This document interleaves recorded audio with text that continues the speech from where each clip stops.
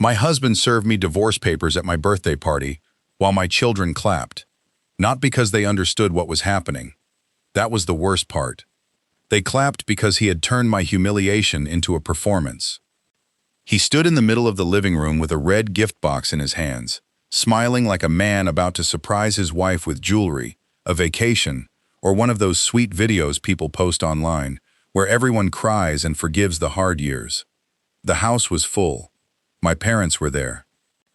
His mother was there. His sister was there. Our neighbors were there. A few church friends stood near the dining table, balancing paper plates of food I had cooked myself, because even on my birthday, I was still the person everyone expected to serve. My children, Lily and Micah, sat on the floor near the cake, wearing party hats and laughing because their father had told them, "Mommy is about to get the biggest surprise of her life." They were 9 and 7, old enough to clap, too young to understand cruelty when it was wrapped in ribbon. My name is Naomi Bennett. That night, I turned 38. I had spent the whole day cooking, cleaning, decorating, and pretending I did not mind that my husband Adrian had done almost nothing to prepare for my birthday, except bring a box. He said he had a special gift. I wanted to believe him. That is what hope does to tired women. It makes them look at a man who has ignored them for years and think maybe, just maybe, tonight he finally remembered. So when Adrian tapped a spoon against a glass and called everyone's attention, my heart moved before my mind could stop it. He stood beside the birthday cake, tall and handsome in a navy shirt I had ironed that morning. His mother, Patricia, stood behind him with her arms folded and a strange little smile on her face. His sister Cassandra held up her phone, recording. My mother looked nervous. My father looked down. I should have known. A room always tells the truth before the words arrive. Adrian lifted the red box. "Naomi," he said loudly, "you've always said you wanted honesty." People chuckled. I smiled carefully. "I have." He looked around the room, performing sadness. "And after all these years, I think it's time for both of us to stop pretending." The room changed. Just a little. A few smiles faded. My fingers tightened around the plastic knife I had been using to cut the cake. Lily clapped because Cassandra started clapping softly. Micah followed, laughing. "Open it, Mommy!" he shouted. Adrian handed me the box. It was light, too light. I removed the lid. Inside was a brown envelope. My name was typed on it. Naomi Cole. Not Bennett, Cole. The married name that suddenly felt like a chain around my neck. I looked up at Adrian. "What is this?" He smiled, but his eyes were cold. "Open it," my mother whispered. "Adrian, don't." Patricia shot her a look. "Let him speak." I opened the envelope. The first page said, "Petition for dissolution of marriage." For a moment, I could not hear anything. The living room blurred. The balloons. The cake. The candles shaped like 38. My children's faces. Cassandra's phone. Patricia's smile. Adrian's calm, rehearsed expression. Divorce papers. At my birthday party. In front of everyone. In front of my children. Lily clapped again, because she thought the surprise was still coming. Micah shouted, "What is it, Mommy?" I looked at him. My sweet boy. Chocolate frosting near his mouth. A blue party hat sliding over one eyebrow. He had no idea his father had just placed a knife in my birthday box and asked the room to watch me bleed. Adrian turned toward the guests. "I didn't want to do this privately anymore," he said. "Because for years, Naomi has controlled the story. She acts like the perfect wife, perfect mother, perfect woman. But the truth is, I have been unhappy for a long time." A few people gasped. My mother covered her mouth. My father finally looked up, eyes wide. I stood frozen with the papers in my hand. Adrian continued. "I've tried. God knows I've tried. But I deserve peace. The children deserve a home without tension. And Naomi deserves a chance to stop pretending too. The children deserve..." He used them like decorations for his exit. Then Cassandra clapped louder. Patricia joined her. A few confused guests clapped, because they did not understand if this was some strange announcement, some therapy moment, some brave speech. My children clapped harder because adults were clapping. Lily smiled at me. "Mommy, is Daddy giving you a new house?" That question broke something inside me. Not loudly, quietly. A quiet break is worse sometimes, because no one hears it but you. I looked at Adrian. "Why would you do this here?" He lowered his voice, but not enough. "Because if I did it alone, you would make me the villain." I stared at him. "You did that yourself." His jaw tightened. Patricia stepped forward. "Naomi, don't make a scene. This is already difficult for him." For him. I looked at my mother-in-law. Then at my husband. Then at the guests. Then at my children, still smiling, still waiting for the surprise to become something they could understand. I placed the papers back inside the box, very carefully. Then I set the box beside the cake. I knelt in front of Lily and Micah. "Go upstairs with Grandma Ruth," I said softly. My mother moved immediately. Adrian said, "No, they should stay. This affects them too." I turned my head slowly. "If you use my children as an audience one more time, Adrian, you will learn the difference between a quiet wife and a mother with nothing left to protect except them." The room went silent. My children stopped clapping. My mother took their hands and led them upstairs. Lily looked back, confused. Micah asked, "Did we do something bad?" I nearly fell apart. "No, baby," I said. "You did nothing wrong." When they disappeared upstairs, I stood. Adrian looked less confident now. Good. I picked up the red box. For one wild second, I wanted to throw it at him. I did not. That would have given him the scene he wanted. Instead, I looked at our guests. "Party is over." Patricia gasped. "Naomi." I looked at her. "Take your daughter and leave my house." She lifted her chin. "This is Adrian's house too." I smiled. "No, this is the house I bought before marriage, and he knows it." Adrian's face changed. Only for a second, but I saw it. So did Patricia. I turned to him. "You wanted a public moment. Congratulations. You have one." Then I looked at Cassandra's phone. "And since you recorded everything, make sure you keep that video. Vivian will enjoy it." Adrian stiffened. "Vivian?" "My lawyer." The room went even quieter. I smiled, though tears were now running down my face. "Happy birthday to me." Before I continue, tell me where you are watching from tonight, and if someone has ever humiliated you in front of the people you love, stay with this story, because sometimes the moment they think they have destroyed you publicly is the same moment they accidentally give you witnesses. I did not marry Adrian because I was desperate. That is important. People love rewriting betrayed women as foolish from the beginning, as if pain can only happen to people who ignored every sign. I was not foolish. I was hopeful. Those are different, though they can look the same after the damage is done. When I met Adrian Cole, I was 30 years old, working as a project manager for a construction design firm. I had just bought my first home, a modest but beautiful 3-bedroom house on a quiet street with a small backyard, a sunny kitchen, and old hardwood floors that creaked softly in the hallway. It was not a mansion, but it was mine. My name alone was on the deed. I bought it after years of saving, after losing both parents young, after raising myself through college, after refusing to believe a woman had to wait for marriage before creating a home. Then Adrian came along. He was charming in a way that felt gentle at first. Not loud, not flashy.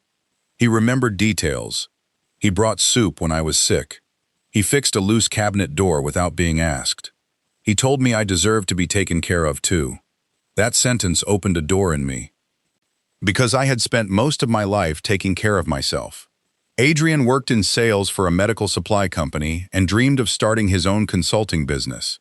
He said he wanted a family. He said he loved the way I made a house feel warm. He said he admired my independence. "I don't want to take anything from you," he told me when we were dating. "I want to build beside you." Build beside you. Those words are dangerous when spoken by someone who later wants to live inside what you built, and call it ours only when it benefits him. We married after 18 months. I did not add him to the deed. That was my first good instinct. Patricia hated it. She did not say it directly at first. She smiled at the wedding, kissed my cheek, and said, "Welcome to the family." But later, when Adrian and I were moving his things into my house, she asked, "So when are you putting my son's name on the home?" I laughed lightly because I thought she was joking. "I bought it before marriage." Her smile tightened. "Yes, but now you are married." "I know. A wife should not make her husband feel like a tenant." Adrian heard her. He said nothing. That was an early warning. A man who lets his mother challenge your ownership in your own kitchen may one day challenge your right to peace in your own life. But I loved him, and love is very good at filing warnings under later. For the first 2 years, we were happy enough. Not perfect. No marriages, but happy. Lily came first. Then Micah. Motherhood changed me. It made me softer and stronger at the same time. I loved those children with a love that frightened me because it gave the world 2 new ways to hurt me. Adrian loved them too. I believe that. Even now. But his love often needed applause. He liked posting photos of bedtime stories more than reading them when no one watched. He liked bringing expensive gifts after missing school events. He liked being called such a good dad by women at church while I packed lunches, scheduled checkups, helped with homework, and carried the invisible calendar of our family in my head. Patricia praised him constantly. "Adrian is such a hands-on father," she would say, because he changed a diaper in front of guests. "If I mentioned being tired," she said, "all mothers are tired." If Adrian mentioned being tired, she said, "Poor baby, you work so hard." The imbalance grew slowly. Adrian's consulting business struggled at first. I helped him write proposals, manage invoices, build client spreadsheets, and create contracts. I worked full-time, managed the house, raised the children, and supported his dream. He said thank you in private. In public, he said he built everything from scratch. That hurt, but I swallowed it because bills were paid and the children were happy. Then Cassandra Vale entered our lives. Not his sister Cassandra, another Cassandra, a co-worker at his consulting firm, bright, polished, divorced, and very good at making married men feel misunderstood. She was always around. Team dinners, client retreats, strategy weekends, late calls. Adrian said she was just part of the growth phase. I asked why the growth phase smelled like her perfume. He called me insecure. That was the beginning of a new marriage, the kind where one person asks questions and the other person turns the questions into evidence of instability. He started telling people I was tense, controlling, hard to please, always keeping score. Patricia believed him immediately because she had been waiting years for my calm to become a flaw. "She has always been too independent," she told Adrian once, not knowing I could hear from the hallway. Too independent, meaning hard to move. The affair became obvious months before I had proof. Adrian guarded his phone, changed passwords, started going to the gym more, bought new shirts, criticized my body softly in ways that left no visible bruises but made mirrors feel unfriendly. "You used to dress up more. You always look tired. Cassandra says confidence is a choice." I said, "Cassandra says a lot for someone who doesn't live here." He replied, "At least she listens without turning everything into an argument." That sentence told me he had already been carrying pieces of our marriage to another woman and asking her to judge them. Still, I stayed. For the children, for hope, for the memory of the man who once fixed my cabinet and said he wanted to build beside me. Then my 38th birthday approached. I did not plan a party. I actually wanted a quiet dinner with the children, maybe cake from the bakery I loved, and one evening where I did not cook. But Patricia called. "Adrian wants to celebrate you," she said. I was surprised. "He does?" "Of course. You think so poorly of him." That stung. Maybe I had become too suspicious. Maybe I had been hurt so long that kindness looked strange. So I agreed. Then, somehow, The celebration became something I had to prepare. Patricia said her back hurt, so she could not cook. Adrian said he was busy with work but would handle the surprise. Cassandra, his sister, offered to decorate but arrived late and mostly filmed herself blowing balloons. So I cooked. Jollof rice, roasted chicken, plantains, salad, pasta for the kids, cake from the bakery, because I refused to bake my own birthday cake. Small rebellion.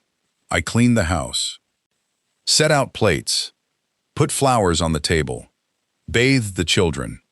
Wore a green dress I had not worn in years, because Adrian once said it brought out my eyes. When guests arrived, I smiled. They hugged me. Said happy birthday. Asked where Adrian was. He came downstairs 20 minutes late, smelling of expensive cologne. He kissed my cheek in front of everyone. Beautiful, he said. I wanted to believe him. Then came the red box, then the papers, then the clapping. After everyone left that night, the house became heavy. My mother Ruth, the woman who had raised me after my biological mother died, stayed with the children upstairs until they fell asleep. When she came down, I was sitting at the dining table, still in my green dress, staring at the birthday cake. The candles had burned halfway down.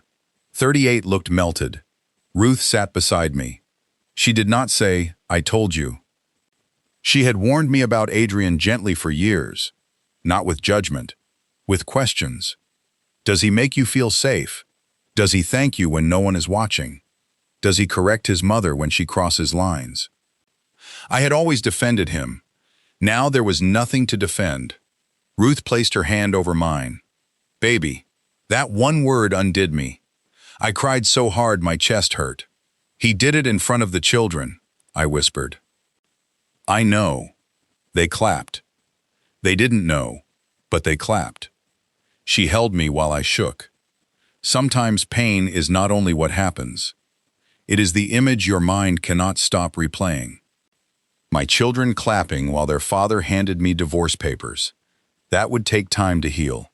At midnight, after Ruth went to sleep in the guest room, I called Vivian Hart. She answered on the third ring. Naomi? I need you. Her voice changed immediately. What happened? Adrian served me divorce papers at my birthday party. Silence. Then, very calmly, in front of witnesses? Yes. Children present? Yes. Was anyone recording? His sister. Good. I almost laughed through tears. Good? Terrible emotionally. Useful legally. That was Vivian. A lighthouse with a knife. Are you safe? She asked. Yes, he left with Patricia. Do not let him back in without an agreement. Do not discuss anything by phone. Preserve the papers. Write down everything while fresh. Names of guests, time, exact words. And Naomi? Yes? Happy birthday. I am sorry. That almost broke me again.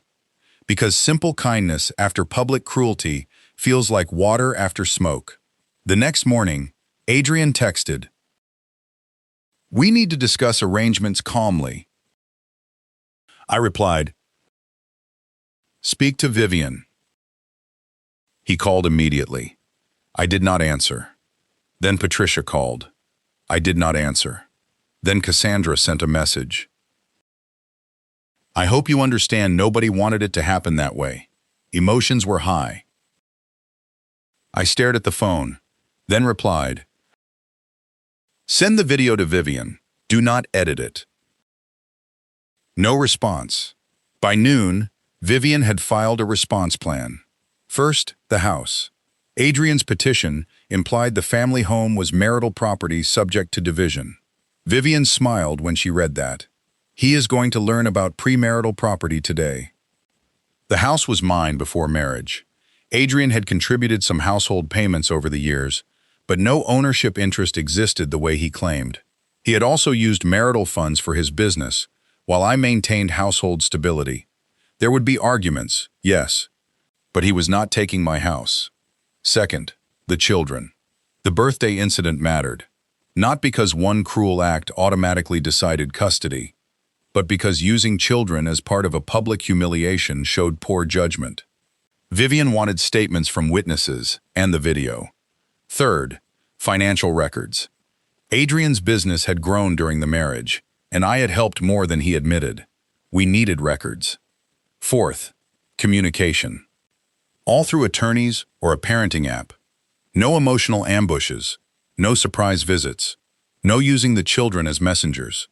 I felt scared, but fear with a plan is different from fear alone. Adrian came to the house 2 days later, without permission. He rang the bell, then knocked, then called my name. I looked through the camera. He held flowers. Flowers. As if divorce papers had been a bad smell he could cover with roses. I spoke through the doorbell.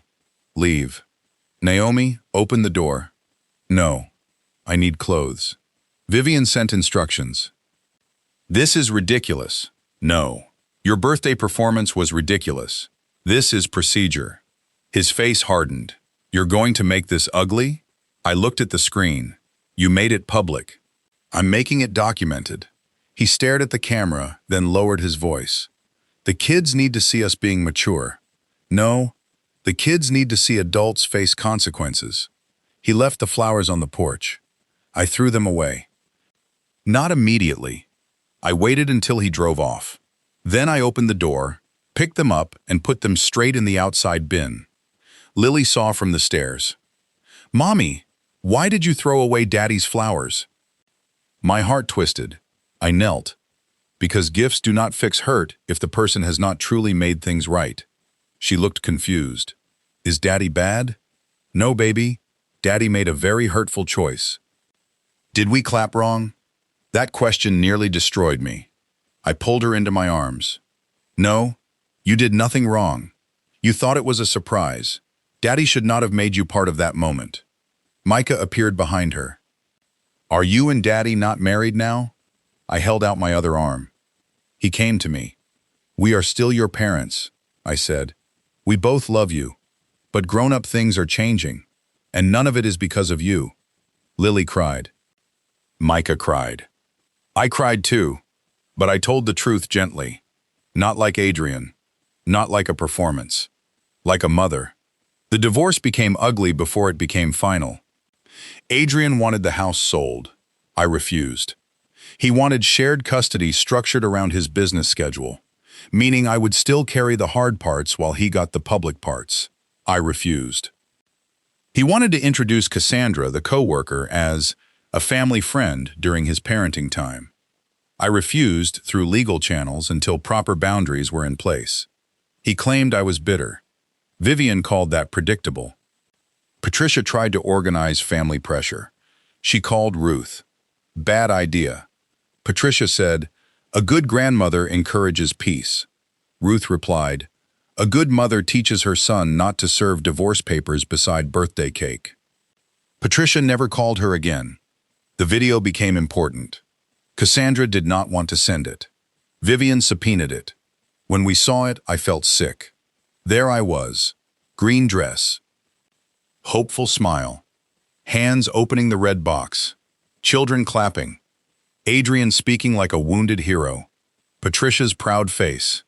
Cassandra's recording angle catching everything. The judge later watched part of it during a temporary hearing. Adrian's lawyer tried to say it was a misguided attempt at transparency. Vivian stood. Your Honor, transparency would have been a private conversation before legal filing. This was a staged humiliation conducted in front of minor children. Say, the judge did not look pleased. Adrian was ordered not to discuss divorce matters with the children or involve them in adult conflict. Communication had to stay on the parenting app. Temporary custody gave me primary residential time while a full evaluation was completed. Adrian was furious. Outside the courtroom, he whispered, You're turning my kids against me. I looked at him. No, I'm protecting them from being used by you. His eyes filled with anger. You always act like the saint.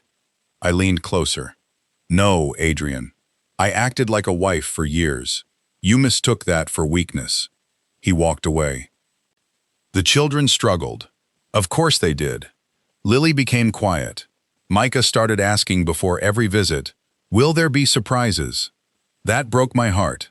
I found them a therapist. Adrian objected at first, saying therapy would make him look bad. Vivian sent one email. He withdrew the objection. Therapy helped. Lily learned to say, "I don't want to talk about grown-up stuff." Micah learned that clapping did not make him responsible. I learned that healing children means being honest without turning them into your emotional support. That was hard. There were nights I wanted to tell them everything. To say, "Your father hurt me." To say, "Your grandmother knew." To say, "I am angry." Instead, I told my therapist Ruth and Vivian. Adults. Safe adults.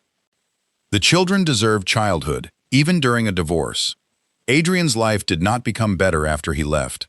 That was the part he had not planned. Cassandra, the co-worker, enjoyed being chosen when it looked glamorous. She did not enjoy parenting schedules, legal bills, public judgment, and a man whose heroic image had cracked. Adrian's business clients heard about the birthday incident because people talk. The video did not go viral online, thank God, but enough people knew. A church friend told another friend. A neighbor told a cousin. Someone at his office heard. Reputation does not always need social media to bleed. His mother tried to defend him. She was difficult, Patricia told people. But people had seen the cake. The children. The red box. Even people who liked Adrian thought that was too much. Meanwhile, I changed. Not overnight. At first, I was just surviving. Work. School drop-offs. Legal calls. Therapy. House maintenance. Crying in the laundry room. Answering children's questions. Ignoring Patricia. Documenting every message. Then slowly, I became lighter. The house felt different without Adrian's moods filling the rooms. The children and I created new routines. Friday movie nights. Pancake Saturdays. Garden Sundays. Birthday redo, Ruth insisted. 1 month after the divorce papers, she arrived with balloons, a small cake, and a rule. No red boxes. The children helped decorate. Lily made a card that said, "Happy rebirthday, Mommy." Micah drew our house with 3 people and Grandma Ruth outside holding a cake bigger than the roof. I cried happy tears that day. The children clapped when I blew out candles. This time, clapping did not hurt as much. It sounded like reclaiming. During the divorce, Vivian discovered something important. Adrian's consulting business had increased significantly during the marriage, partly because I had done unpaid operational work in the early years. Emails showed I helped build systems, proposals, client templates, and financial trackers. He had also used household funds to cover business costs while claiming personal hardship. That did not mean I owned the whole business, but it meant he could not pretend I had contributed nothing. The financial settlement became more favorable than he expected. I kept my house. I received a fair share of marital growth tied to the business. Parenting time was structured clearly. Decision-making around therapy and school was protected. Adrian had to complete co-parenting counseling because of the birthday incident and his use of the children. When the final divorce hearing ended, he looked tired. Not victorious, not ruined. Just smaller than the man who once stood beside my birthday cake performing freedom. Outside the courtroom, he approached me. Vivian stood close enough to become a legal weather system. Adrian said, "Naomi." "Yes. I'm sorry." I waited. He swallowed. "For serving the papers like that. For doing it at your birthday. For involving the kids. For letting them clap without knowing. For trying to make myself look brave when I was being cruel." That was the most honest apology he had ever given me. I felt tears in my eyes. Not because I wanted him back. Because truth still matters, even from people who broke it. "I hear you," I said. He looked at me with hope. I stepped back. "Hearing you does not mean returning to you." His face fell. "I know." "Good. Maybe he did." 6 months after the divorce, Cassandra left him. Not his sister. The co-worker. She said the public mess was too much, his custody schedule was too complicated, and his emotional baggage was unresolved. I heard this through a mutual friend and did not respond. But Ruth laughed for so long I had to bring her water. Patricia called me after Cassandra left. I knew before answering that it was a mistake. I answered anyway. "Naomi," she said, voice softer than usual. "What?" "Adrian is not doing well. That sounds like something he should discuss with his therapist. He misses his family. He has children. He can show up properly for them." She left him. "I know," Patricia cried. "He made a mistake." "Yes. You can forgive a mistake." "I can. I do not have to remarry one." She went silent. Then whispered, "The children need their parents together." "No, Patricia. The children need parents who do not teach them humiliation is love." She began to argue. I hung up. That became the season of begging. First Patricia, then Adrian, then Cassandra, his sister, who sent a long message saying the family wanted healing and maybe the birthday situation had been handled poorly by everyone.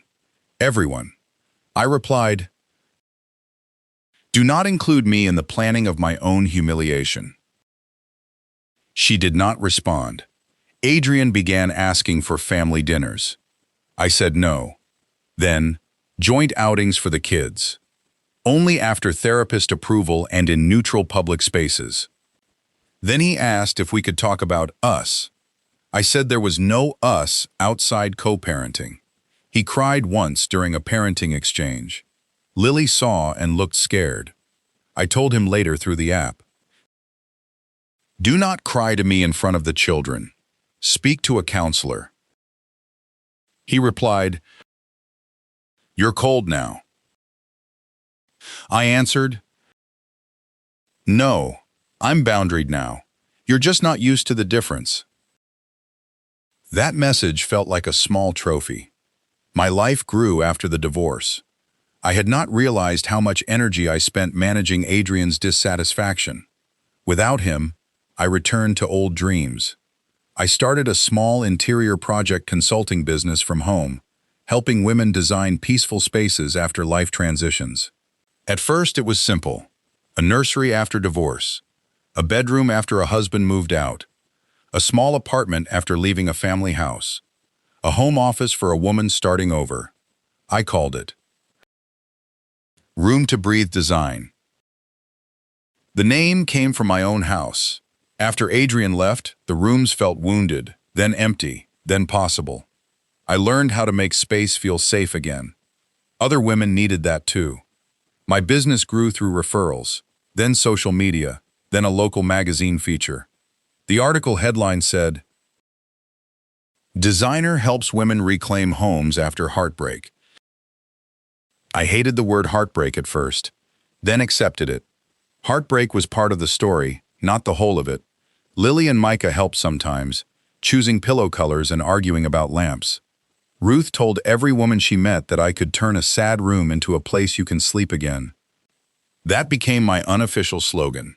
2 years after the birthday party, I hosted my 40th birthday in the backyard. Not big, not performative, just people I trusted. Ruth, a few friends, my children, my parents. Yes, even Adrian came for 1 hour, because Lily and Micah asked if he could bring them to drop off flowers, and our co-parenting counselor said controlled kindness could be healthy if boundaries were clear. He arrived with the children and a simple gift bag, not red, blue. He handed it to me privately near the garden gate. "No papers," he said softly. I looked at him. Bad joke. But maybe also accountability. Inside was a framed photo the children had chosen of the 3 of us on Pancake Saturday. Me, Lily, Micah. No Adrian, no pressure, just our life. He said, "They wanted you to have it. Thank you." He looked toward the yard. "You built something peaceful." "I did. I'm glad." I studied him. He sounded honest. Still, honesty now did not erase cruelty then. He knew that. He did not ask to stay longer than agreed. That mattered. Before leaving, he said, "Happy birthday, Naomi." I replied, "Thank you." And this time my birthday stayed mine. The children clapped when Ruth brought out the cake. I smiled. No flinch. No red box memory stealing the sound. Just my children happy. That was healing. Not forgetting. Healing. Adrian became a better father over time. Not perfect. Better. Co-parenting counseling helped. So did consequences. He stopped using the children for emotional messages. He attended school events without making everything about himself. He learned to ask, not announce. Patricia struggled. She wanted the old family order restored because it had benefited her son. She was polite to me eventually, but we never became close again. Some relationships do not need restoration. They need distance with manners. Cassandra, his sister, apologized years later. A real apology. She asked to meet for coffee. I almost declined, then went because curiosity is a stubborn thing. She looked nervous. I watched the video again, she said. My stomach tightened. Why? Because my daughter turned 16, and I wondered what kind of woman I was teaching her to be. That surprised me. She continued. I saw your face when you opened the box. I saw Lily clapping. I saw Micah laughing. I kept filming. I didn't stop him. I didn't stop Mom. I thought I was supporting my brother, but I was helping him humiliate you. I stayed quiet. I'm sorry, she said. For recording, for clapping, for sending it only after Vivian demanded it, for acting like your pain was family drama instead of cruelty. I believed her. Not fully enough for closeness, but enough. I hear you, I said. She cried. Thank you. That was all. Sometimes accountability does not rebuild friendship. Sometimes it simply removes poison from an old memory. My business eventually expanded into workshops called Reclaim the Room. Women came with stories. A husband who left and took the bed. Parents who moved a sibling into their apartment. A fiancé who broke the engagement in public. A family who turned a woman's home into everyone's emergency shelter. We talked about paint colors, yes. Furniture placement. Light. Textiles. Storage. But also locks. Names on deeds. Rental agreements. Emergency contacts. Legal documents. Boundaries. Because a peaceful room is not only decorated, it is protected.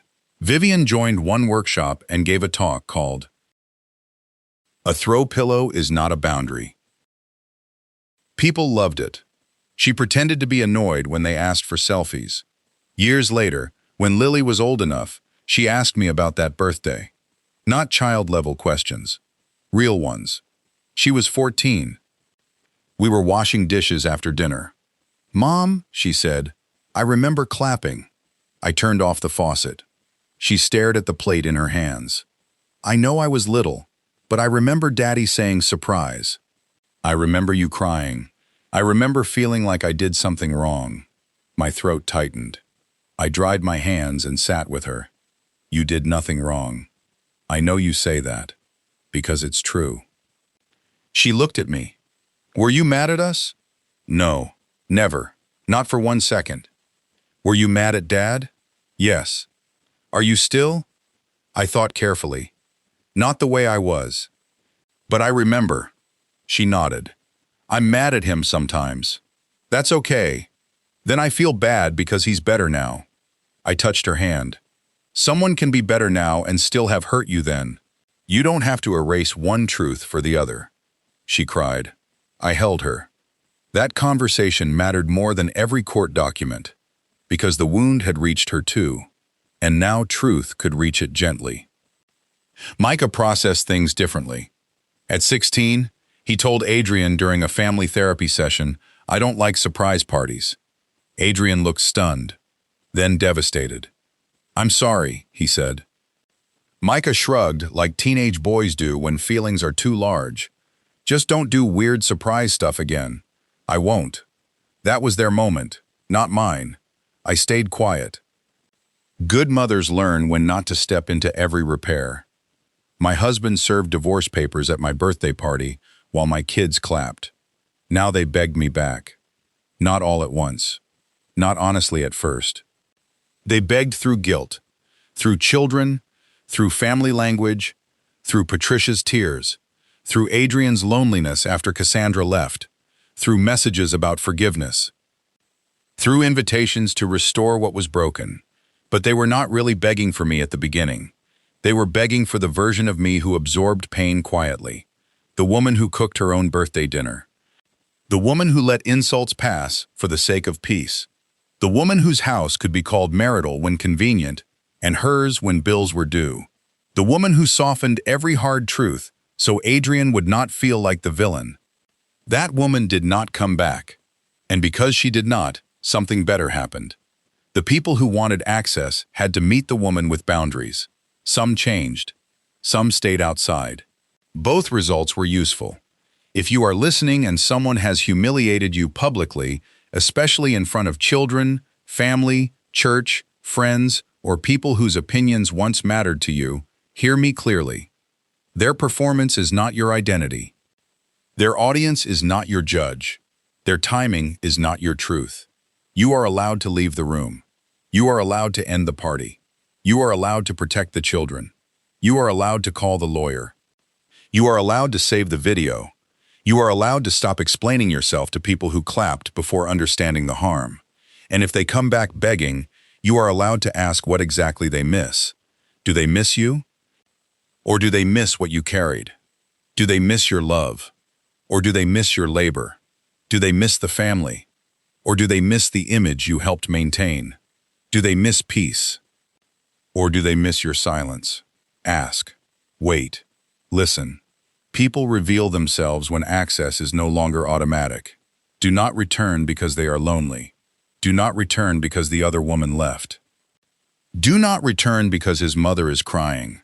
Do not return because people say children need one house more than they need emotional safety. Children do not need a house where humiliation is called honesty. They need truth. They need care. They need adults who do not turn their innocence into applause for cruelty. Today, my birthdays are peaceful.